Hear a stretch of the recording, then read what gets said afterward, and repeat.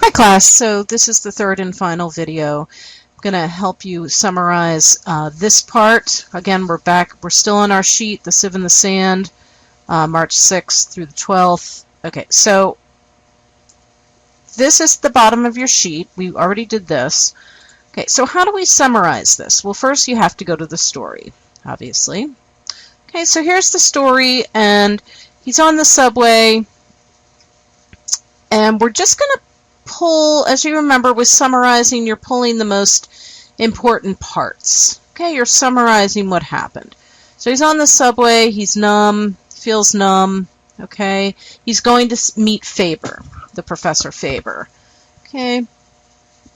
Alright, so the fact that he's on the subway is important because it's the setting. You need to know where it is. This all happens in a confined space. Anyone who's ever been on the L, you know, that they could you could relate a little bit. Okay, it's confined. It's crowded. Lots of people. Okay, so he's sitting there and he starts thinking about when he was a child, okay? Once as a child he had sat upon a yellow dune and trying to fill a sieve with sand. A sieve is sort of like if you use flour, it has holes at the bottom. So everything goes through it. Fill this, cruel cousin said, fill this sieve and you'll get a dime. The faster he poured, the faster it sifted through, the hot whispering. Okay, so that's important because the title of the chapter is The Sieve in the Sand. Okay? Now as the vacuum underground rushed through the dead cellars of town, jolting him, he remembered the terrible logic of that sieve and looked down and saw that he was carrying the Bible open. Okay, so he is on the subway reading a Bible. He remembers when he was a child trying to fill a sieve with sand. Okay, so that's our first major points going on here. Okay?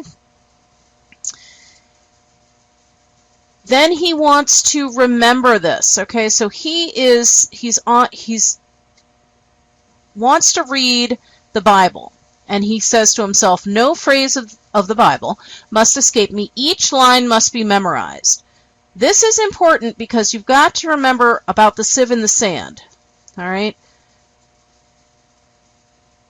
He said if you could read fast and read all, maybe the sand will stay in the sieve.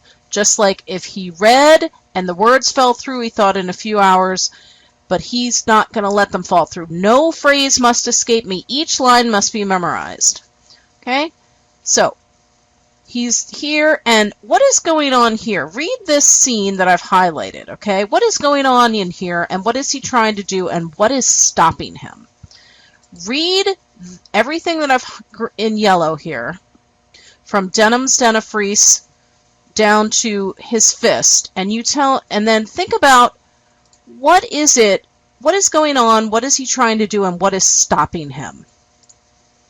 Okay?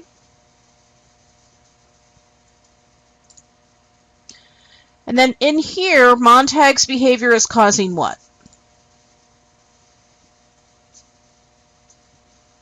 So think about that for a few minutes. Turn off the video.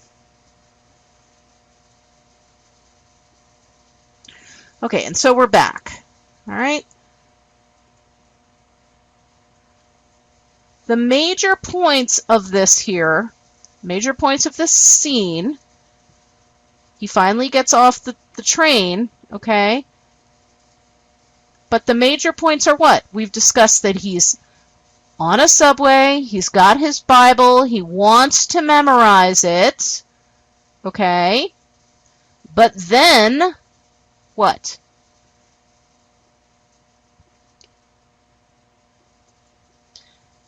He can't because the technology is interrupting him. A fierce whisper of hot sand through empty sieve. In other words, these words are not sticking in his brain. Okay? And then finally, the last part is his behavior is causing what? It's causing a scene. Okay, so those are the main points of that part of the story. And so all you're going to write then, all you're going to write is this. Okay?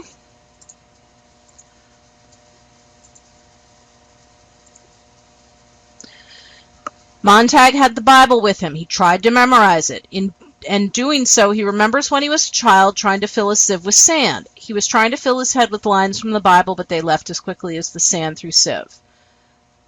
The major distraction was the advertisement for dentifrice. He became increasingly frustrated by the distraction and caused a scene on the subway.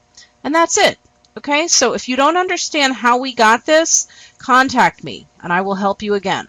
You're going to do the same thing with this scene and this scene. Contact me with questions.